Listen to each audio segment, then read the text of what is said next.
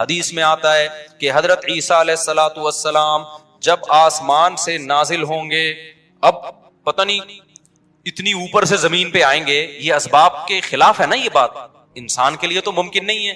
جب آپ زمین کے خول سے باہر جاتے ہیں آکسیجن ہی ختم ہو جاتی ہے، زندہ رہنا ممکن نہیں ہے. لیکن عیسیٰ علیہ السلام کو اللہ نے اپنی قدرت سے زندہ رکھا ہوا ہے. جب قرب قیامت میں دمشق میں عیسیٰ علیہ السلام آئیں گے تو حدیث میں آتا ہے کہ امام مہدی شام میں نماز کے لیے کھڑے ہوئے ہوں گے، عصر کی نماز کے لیے مصلی پہ. مینار ہے، اس پہ کون نازل ہوگا؟ حضرت عیسیٰ علیہ السلام. تو مینار سے پھر سیڑھیاں لگائی جائیں گی حضرت عیسیٰ کے اترنے کے لیے. کمال کی بات ہے، اللہ وہاں سے یہاں تک آ گئے، تھوڑا سا تو رہ گیا فاصلہ. چھوڑا یار، تم لوگ کی سمجھ میں نہیں. ابے سوال پیدا ہوتا ہے کہ جب ادھر سے ادھر تک آ گئے تو تھوڑا سا تو رہ گیا ہے نا. اب یہاں سیڑھیاں کیوں لگائی جا رہی ہیں؟ بھائی دنیا کیا ہے؟ دارالاسباب ہے. ادھر سیڑھیوں سے جانا ممکن نہیں تھا، وہ اللہ اپنی قدرت سے ہی لے گیا. یہ دنیا دارالاسباب ہے، یہاں پہ کیا لگیں گی؟ سیڑھیاں لگیں گی. وہاں سے نیچے اتریں گے، اتنے بڑے بڑے بال ہوں گے جن سے پانی بہ رہا ہوگا. کیونکہ حضرت عیسیٰ علیہ السلام کو جب سولی پہ لٹکایا جا رہا تھا اس وقت آپ نے غسل کیا تھا، تو اللہ نے ان کی شکل کا کوئی آدمی کر دیا اور عیسیٰ ابن مریم کو آسمانوں پہ اسی حال میں اٹھا لیا. اور قرب قیامت میں جب نازل ہوں گے تو عصابۃ تغزو مع عیسیٰ ابن مریم، نبی نے فرمایا میری اس امت کے لیے جنت کی ضمانت ہے جو عیسیٰ ابن مریم کے ساتھ مل کے جہاد کرے گا. حضرت عیسیٰ نے آتے ہی کیا کرنا ہے؟ جہاد کرنا ہے. تو اور پھر ایسا جہاد ہوگا اما الاسلام و اما السیف، یا تو اسلام ہے یا تلوار ہے، بیچ کا کوئی راستہ نہیں ہے. اور تقاتلون الیہود، سب سے پہلے لڑائی کس سے ہوگی؟ یہود سے ہوگی، عیسیٰ ابن مریم کی. کیونکہ یہود نے آپ کو قتل کرنے کی کوشش کی تھی تو اللہ تعالیٰ عیسیٰ ابن مریم ہی کے ذریعے ان سے انتقام لیں گے. خیر، اب ایسا نہ ہو کل وہ امام مہدی آ جائے. آج کل مارکیٹ میں امام مہدی کے نام پہ منجن، ہر تھوڑے دن میں کوئی مہدی. میرے والد صاحب ایک واقعہ بتایا کرتے تھے، ہماری محلے کی مسجد میں نا ایک آدمی بہت نیک تھا، عبادت کرتے کرتے نا اس کی کھوپڑی گھوم گئی اوپر سے. بعض لوگ بہت زیادہ عبادت کرتے ہیں، دماغ خشک ہو جاتا ہے، خوراک ہوتی نہیں ہے، ہنسی مزاح کی کوئی بات ہی نہیں ہوتی، تو اوپر سے سیٹنگ کیا ہو جاتی ہے؟ آؤٹ. تو اس کی سیٹنگ آؤٹ ہو گئی. برا نہیں تھا وہ، میرے والد صاحب کے پاس آیا، کہنے لگا، میرے والد صاحب کو لوگ حافظ صاحب کہتے تھے، حافظ صاحب ایک بات آپ سے کرنا چاہتا ہوں، آپ ذرا نیک آدمی لگ رہے ہیں، صرف آپ سے کروں گا، کسی اور سے نہیں. والد صاحب نے کہا کیا؟ کہتے ہیں مجھے نا کچھ الہامات ہو رہے ہیں کہ امام مہدی میں ہی ہوں. والد صاحب ہمیں یہ واقعہ سنا رہے تھے، کہتے ہیں کہ میں نے اس سے کہا کہ بس مجھے بتا دیا، میرے علاوہ کسی کو قطعاً نہیں بتانا، ورنہ حالات کا میں ذمہ دار، کوئی بھی پیل دے گا. صحیح ہے نا؟ تو بس یہ مجھے بتا دیا نا، بس یہ ہم دونوں کے راز کی بات ہے اور اللہ کو پتا ہے، کسی تیسرے کو بتانے کی بالکل بھی ضرورت نہیں. پھر والد صاحب نے اس کو بولا بھائی تو تھوڑا سا وظائف نا کم کر دے، تھوڑا سا نارمل لائف میں آ جائے، انسان کا بچہ بن جا، تیری کھوپڑی کیا ہو رہی ہے سیٹنگ. تو بہت سے امام مہدی اس چکر میں بنے ہیں، ہوتے نہیں ہیں. تو جب امام مہدی نے آنا ہوگا نا تو سب سے پہلی بات یہ کہ وہ مہدی ہونے کا دعویٰ نہیں کریں گے، ان کو لوگ کہیں گے کہ آپ مہدی ہیں. ان میں علامتیں دیکھ کے علماء ان سے خود کہیں گے، سارے پیچھے پڑ جائیں گے کہ آپ مہدی ہو.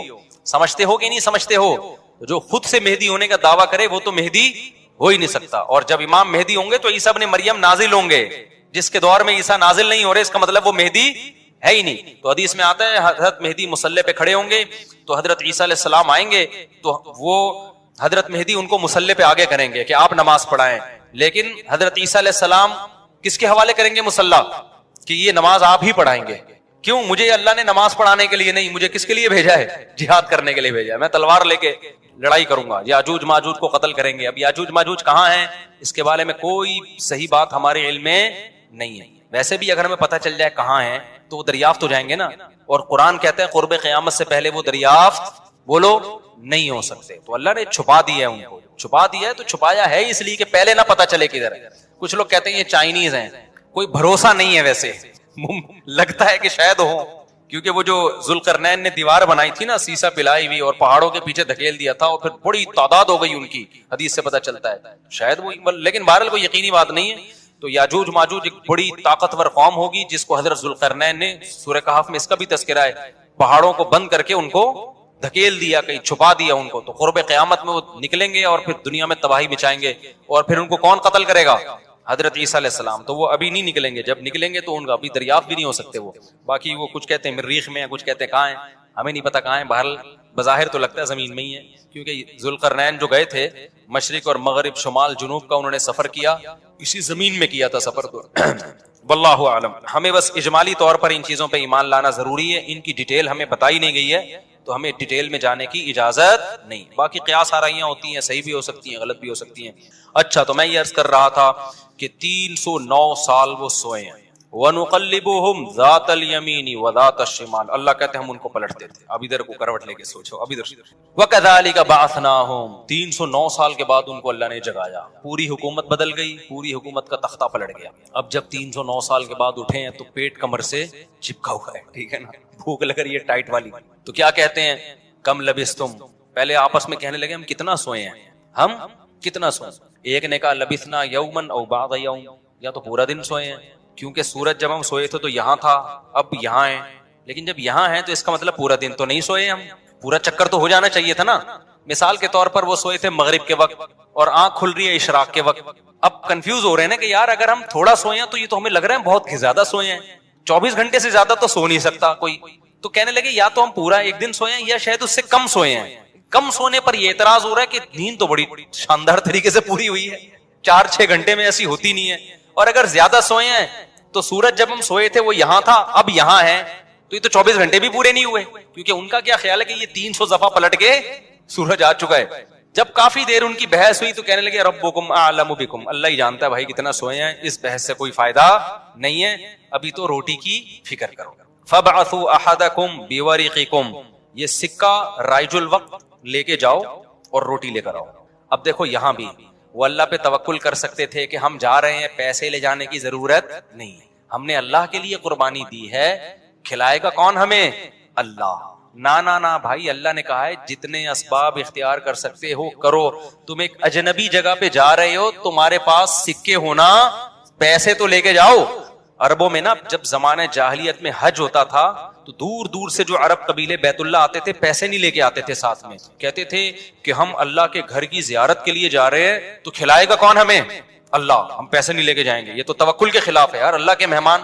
وہ مثال ایسے دیتے تھے جیسے آپ اپنی نانی کے جا رہے ہو اور اپنے کھانا ساتھ لے کے جا رہے ہو, تو نانی کو غصہ آئے گا نا, بیٹا میں نے تیری دعوت کی ہے تو کھلاؤں گی کون, میں کھلاؤں گی تجھے, تو اپنے ساتھ کھانا کیوں لے کر آیا. تو کہتے تھے جب ہم کسی کے مہمان ہوتے ہیں تو کھانا ساتھ نہیں لے کے جاتے, میزبان کا کام ہے, تو ہم اللہ کے گھر پہ جا رہے ہیں, ہم پیسے لے کے نہیں جائیں گے, اللہ پہ توکل کریں گے. جب پیسے ختم ہوتے نا تو بھیک مانگ رہے, تو بھائی کو اللہ کے نام پہ کوئی کھانا دے دے یار, کوئی تو روٹی دے دے. جب پیسے ختم ہوتے تو کیا کرتے یار, کہیں سے جگاڑ, پھر چوریاں چکاریاں شروع کر دیتے. تو قرآن میں اللہ نے آیت نے نازل کی, وَتَزَوَّدُوا, جب حج کے لیے جاؤ تو زاد راہ لے کے جاؤ, پیسے لے کے جاؤ. کیوں, فَإِنَّ خَيْرَ الزَّادِ التَّقْوَىٰ, سب سے بہترین ذات راہ تقوی ہے. وہ توکل جو تمہیں بھکاری بنا دے, گناہگار, کیونکہ بھکاری پن یہ تقوی کے خلاف ہے. تو پہلے تقوی کی فکر کرو کہ لوگوں کے سامنے ہاتھ نہ پھیلانے پڑے. تو ان کو بتا دیا اللہ نے صحابہ کو کہ توکل کا یہ مطلب نہیں ہے کہ دنیا میں اسباب اختیار نہ کرو, حج پہ جا رہے ہو تو پیسے لے کے جاؤ سارا. تبھی فقہا کہتے ہیں, فقہا نے دین کو خوب سمجھائے کہ حج صرف اس پہ فرض نہیں ہو جاتا کہ آنے جانے کا انتظام ہو جائے, نہ, حج اس پہ فرض ہوگا آنے جانے کا انتظام بھی, راستے میں کھانے کا انتظام بھی, اور جتنے دن آپ گھر کی مارکیٹ سے شارٹ رہو گے بیوی بچوں کے کھانے کا بھی انتظام. آپ کا حج کا آ گیا بھائی, آپ نے کہا میرا جہاز کا ٹکٹ بھی ہو گیا, ہوٹل کا کرایہ بھی ہو گیا, کھانے پینے کا انتظام بھی ہو گیا, نکل گئے 40 دن کے لیے. بچے کہہ رہے ہیں ابا مارکیٹ سے کیا ہو گیا, ابا ہم کیا کھائیں یہاں پہ. تو ابا کہہ رہا ہے بیٹا میرے لیے چونکہ آنے جانے کا پراپر انتظام ہو گیا تھا تو مجھ پہ حج فرض ہو گیا ہے, کیونکہ اللہ نے کہا ہے جس میں استطاعت ہے حج فرض ہے, تو مجھ میں استطاعت تھی حج فرض ہے. تو بچے کہیں گے ہمارا کیا قصور ہے. اس لیے علماء نے بیان کیا کہ استطاعت میں یہ بھی داخل ہے کہ آپ کا بھی اور جن کی آپ کفالت کر رہے ہو, جو آپ کی شرعن ذمہ داری ہے, ان کا بھی انتظام ہو. سمجھتے ہو کہ نہیں سمجھتے ہو. تو انہوں نے اپنے ساتھ سکے لے کے گئے ہوئے تھے, وہ سکہ رائج الوقت. جب نکاح ہوتا ہے نا تو سکہ رائج الوقت, میں نے سکہ رائج الوقت میں آپ کا نکاح فلاں, میں یہ لفظ نکال دیا ہے, میں اتنے پیسوں میں کرایا ہم نے, کیونکہ رائج الوقت ہی سکے چلیں گے نا, یا نکاح میں ڈالر تھوڑی دیں گے. کبھی خربوزہ خریدتے ہوئے کہا کہ سکہ رائج الوقت کے مطابق یہ خربوزہ کتنے روپے کلو ہے, جیسے وہاں سیدھا سیدھا بولتے ہو بھائی خربوزہ کتنے روپے کلو ہے, تو مہر میں بھی وہی ہے. جب پاکستان میں شادی ہو رہی ہے تو پاکستانی روپے میں ہی ہوگی, اس میں الگ سے سکہ رائج الوقت بتانے کی ضرورت نہیں ہے. لوگ کہہ رہے تو سکہ رائج الوقت کے مطابق, تو وہاں سے میری زبان پہ یہ آیا ہے. تو انہوں نے کہا بھائی یہ سکہ رائج الوقت ہے, اس کو لے کے جاؤ اور کھانے پینے کا انتظام کرو. پھر کہنے لگے دیکھو وَلْيَتَلَطَّفْ, چپکے سے جانا, وَلَا يُشْعِرَنَّ بِكُمْ أَحَدًا, کسی کو تمہارے بارے میں پتہ نہ چلے. ایسے منہ لپیٹ کے نا چھپڑ میں جانا اور روٹی لے کے چھپڑ میں واپس آ جانا. اس سے بھی پتہ چل رہا ہے کہ وہ اپنی حفاظت کا پورا انتظام کر رہے ہیں, پھر اللہ پہ توکل کر رہے ہیں. کتا بھی ساتھ لے کے جا رہے ہیں تاکہ اجنبی لوگوں سے ہماری حفاظت ہو, یہ بھی پورا انتظام. اور اس کے بعد بھی ایک بندے کو بھیج رہے ہیں, بھائی لپٹ کے جانا, پتہ نہ چلے پکڑے نہ جائیں ہم. اور آگے انہوں نے کیا کہا, فَلْيَنظُرْ أَيُّهَا أَزْكَىٰ طَعَامًا, دیکھنا پاکیزہ کھانا ہو, حلال کھانا لے کے آنا. اس سے بھی پتا چلتا ہے کہ چونکہ غیر مسلم ریاست تھی نا, وہاں ان پر واجب تھا کہ کھانا خریدنے سے پہلے تحقیق کر لیں کہ حرام ہے یا حلال. اسلامی ملک میں اس تحقیق کی ضرورت نہیں ہے کیونکہ حلال ہی ہوتا ہے. یہاں آپ ہوٹل میں بیٹھ کے پوچھیں یہ گدھے کا گوشت ہے یا بکرے کا گوشت ہے, وہ رکھ کے ایک تھپڑ لگائے گا. کیوں بھائی, غالب یہی ہے کہ جب سامنے والا انسان ہے اور مسلمان ہے تو گوشت بھی انشاءاللہ حلال ہی ہوگا. سامنے والا گدھا نہیں ہے تو گوشت بھی گدھے کا. یہاں بھی گدھے کے گوشت بکے ہیں مگر ان کا ریشو کم ہے نا, عموماً تو حلال ہی ہوتا ہے. لیکن جب آپ غیر مسلم ریاست میں جاتے ہیں, پھر جب بھی آپ کوئی چیز خریدیں گے تو آپ پر تحقیق کرنا واجب ہے, بھائی یہ حلال ہے یا نہیں. میں یورپ میں جہاں بھی ہوٹل میں جاتا تھا پہلے پوچھتا تھا, ابے یہ مرغی حلال ہے کہ حرام ہے؟ وہ کہتا تھا حلال ہے. کیسے پتا چلا حلال ہے؟ ٹھپا تو سب نے لگایا ہوا ہوتا ہے حلال کا. کہاں سے خریدی آپ نے؟ وہ بتاتا تھا فلاں سے. میں نے کہا آپ کو پتا ہے کہ وہ ہاتھ سے ذبح کرتے ہیں؟ کہ جی ہمیں تو نہیں پتا. میں نے کہا پھر ہم بھی نہیں کھائیں گے بھائی. یہ غیر مسلم ریاست میں یہ تحقیق کیا ہے؟ اطمینان ہو جائے کہ ہاں جی ہاتھ کا ذبیحہ ہے, بسم اللہ اللہ پڑھ کے کرے تو پھر آپ کھا سکتے ہیں, ادروائز نہیں کھا سکتے آپ. پھر آپ چلغوزے کھائیں, کچھ بھی کھائیں, گزارا کریں آپ. سمجھتے ہو؟ تو ان لوگوں نے بھی کیا, حالانکہ یہ کتنے شدید بھوکے تھے نا, ان کو تو چاہیے تھا, بولتے یار تو جا اور جو ملے لے آ بس اٹھا کے, ٹھیک ہے جو ملے. ابھی حلال حرام کے چکر میں پڑنے کی ضرورت نہیں, بہت ہو گیا یار بھوک دیکھ یار. ابھی پھر بھی آگے حلال حرام کی تحقیق کرے گا؟ ابے جو ملے اٹھا کے لے آ. نا حلال لے کے آنا, حرام سے ایوائڈ کرنا. اب جب وہ بندہ آیا نا سکہ رائج الوقت لے کے, تو جب وہ اس نے سکہ دیا تو وہ دکاندار نے بولا بھائی یہ کون سے زمانے کا سکہ لایا ہے بھائی تو, ٹھیک ہے نا, یہ کرنسی تو کیا ہو گئی ہے, 300 سال پہلے یہ نوٹ ختم ہو چکے ہیں. اس پہ تو جس بادشاہ کی تصویر ہے وہ بھی بت پرست بادشاہ تھا, اس کا تو خاتمہ ہو گیا ہے. یہاں تو جہاد ہوا, دوسری قوموں نے حملہ کیا, پوری ریاست کیا ہو گئی ہے, ختم. اچھا وہ بھی دیکھ رہا تھا کہ یار یہ تو وہ شہر ہی نہیں لگ رہا, میں کوئی گوگل نے غلط تو نہیں بتا دیا کہیں مجھے ہے بھائی. وہ بھی یہی سوچ رہا نا جو کہ بھئی میں کہاں ہوں, یہ وہ جگہ ہی نہیں لگ رہی. تو 309 سال میں تو سب کچھ چینج ہو جائے گا نا. بالآخر قرآن میں چونکہ اختصار ہے, بہت شارٹ واقعات سناتا ہے. بالآخر کیا ہوا کہ لوگوں نے اس سے پوچھا تم کون ہو؟ اس نے پوچھا بھائی وہ کہاں ہے؟ انہوں نے کہا وہ تو 309 سال پہلے ونس اپون اے ٹائم ایک حکومت تھی, پھر یہ ہوا, پھر علامتیں دیکھی گئیں, یہ پرانے سکے نکلے. تو لوگوں کو, اچھا ان لوگوں کی ہسٹری بھی لوگوں کو پتا تھی کہ پرانے وقتوں میں چند نوجوانوں نے اللہ کے لیے قربانی دی تھی اور اپنے علاقے سے ہجرت کر کے چلے گئے تھے. ان کے نام یہ تھے, ان کی علامتیں یہ تھی. تو اس سے بھی لوگوں کو نا ہسٹری سے پتا چل گیا بھائی یہ کون لوگ ہیں, یہ وہی لوگ ہیں. تو پھر بہرحال جب ہو گیا تو ان کی تو بڑی واہ واہ ہو گئی, یار یہ تو بڑے کرامتی بزرگ ہیں, یہ تو 300 سال سے کہاں سو رہے تھے, غار میں سو رہے تھے. سب نے ان کو بلایا, بھائی ان کا تو بڑا اکرام ہوا. میں اب آگے میں اپنے اسٹائل میں بیان کر رہا ہوں, قرآن میں نہیں لکھا ہوا, جو ہوتا ہے ایسے موقع پہ بھائی دم کر دیں, ہمارے وہ گنجے کے بال نہیں آ رہے, حضرت اس کے سر پہ دم کر دیں, اس کی شادی نہیں ہو رہی, اس کے لیے دعا کر دیں, اور یہ بچہ مولوی صاحب میرا بچہ انسان کا بچہ بن جائے. ہم نے جب پیدا کیا تھا اس وقت انسان تھا, لیکن اب جو رپورٹ ہے اس کے مطابق یہی جو شکایتیں آ رہی ہوتی ہیں, کوئی پھونک لگا دیں, کوئی تبلیغ میں نکال دیں, کوئی نصیحت کر دیں, جو بھی ان کا اتنی عزت ہو گئی, اتنی عزت ہو گئی. پھر انہوں نے وہ سب آ گئے اور ان کی بڑی, جو اللہ نے نا ان کی دعا ایسے قبول کی کہ بجائے ہجرت کرنے کے انہی کے وطن کو ان کے لیے سوٹیبل بنا. اور بالآخر ایک وقت کے بعد ان کی طبعی موت ہوئی.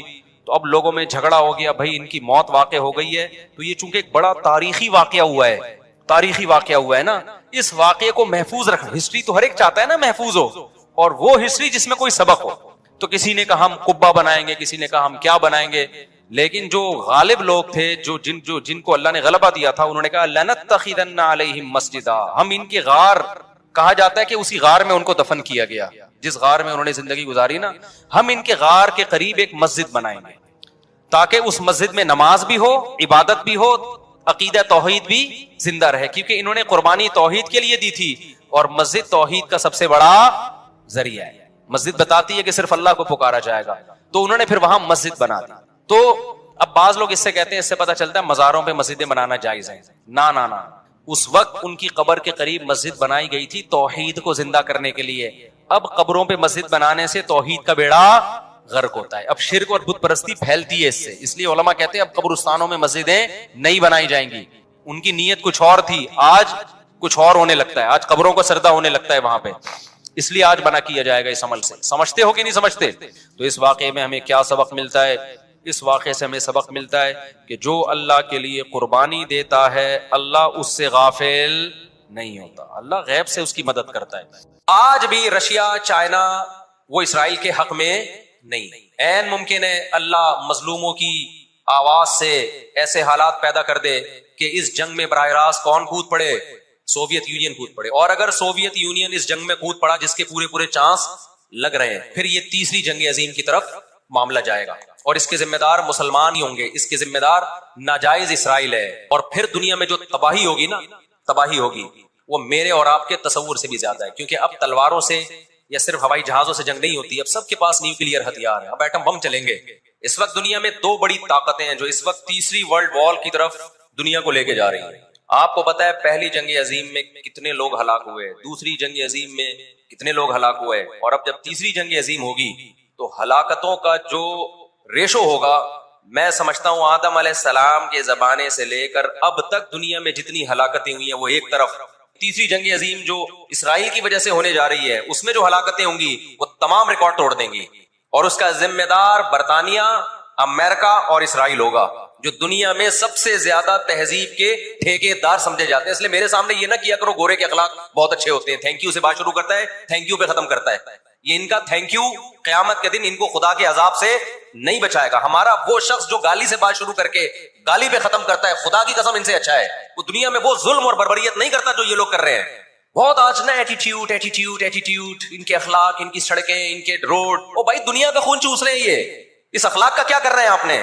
عراق میں جو بھوک سے بچوں کو مارا ہے وہ کس نے مارا ہے؟ مسلمانوں نے مارا ہے یا ان 27 اتحادیوں نے مارا ہے؟ وہ عراق اب تک اپنے پاؤں پہ کھڑا نہیں ہو پایا ہے.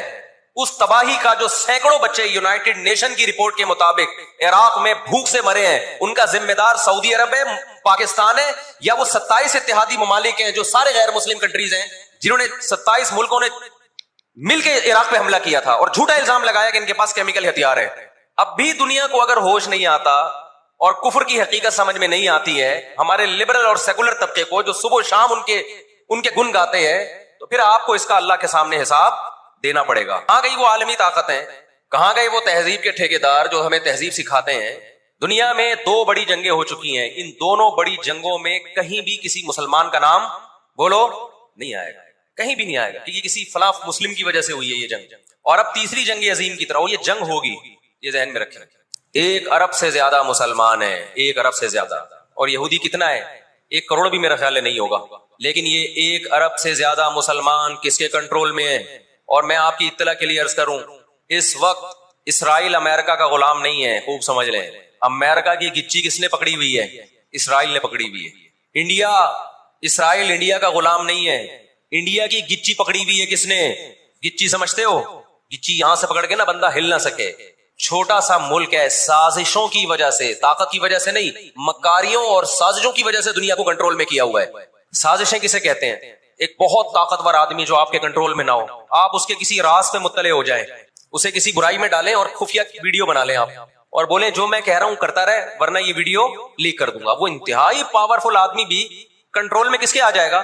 ایک انتہائی کمزور آدمی کے کنٹرول میں. یہودیوں پر ان کی بدعمالیوں کی وجہ سے قرآن کیا کہتا ہے؟ غربت علیہم الذلہ, انہوں نے پیغمبروں کو قتل کیا, انہوں نے موسیٰ علیہ السلام کو صرف ستایا نہیں, بے انتہا ستایا. اتنے سارے معجزے دیکھنے کے باوجود انہوں نے عیسیٰ ابن مریم کو اللہ کا بیٹا کہا, عیسیٰ ابن مریم کو معاذ اللہ ولد الزنا کہا, حالانکہ ان کی اپنی کتابوں میں آج تک عیسیٰ ابن مریم کی گواہی, ان کے نبوت کے علامات موجود ہیں. جیسے انہوں نے اپنی کتابوں میں عیسیٰ ابن مریم کا تذکرہ ہونے کے باوجود ان کا انکار کیا حسد اور جیلیسی کی وجہ سے, اسی طرح انہوں نے محمد صلی اللہ علیہ وسلم کی نبوت کا انکار کیا.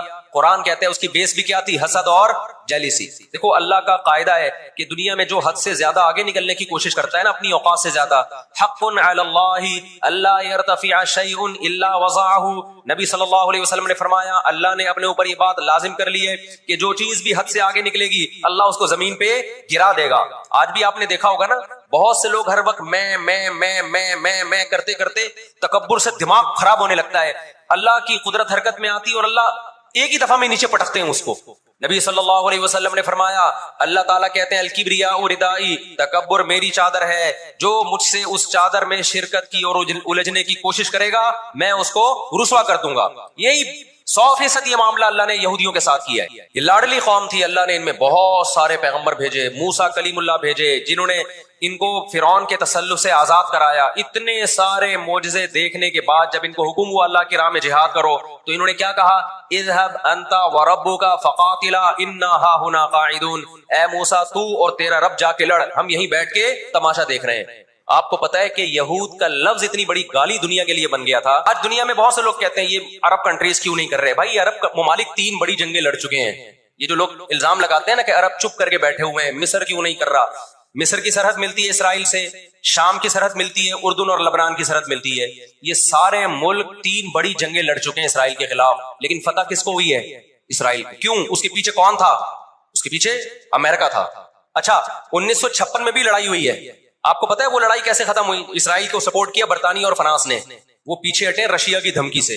روس کو اندازہ ہو گیا کہ یہ قبضہ کرتے چلے جا رہے ہیں اور ایک بہت بڑی پاور بن کے یورپ اور امریکہ اتحاد بن کے ہمارے سامنے آ جائیں گے، ہماری پوزیشن خراب ہو جائے گی. روس کون سا کوئی اتنا نیک انسان ہے وہ؟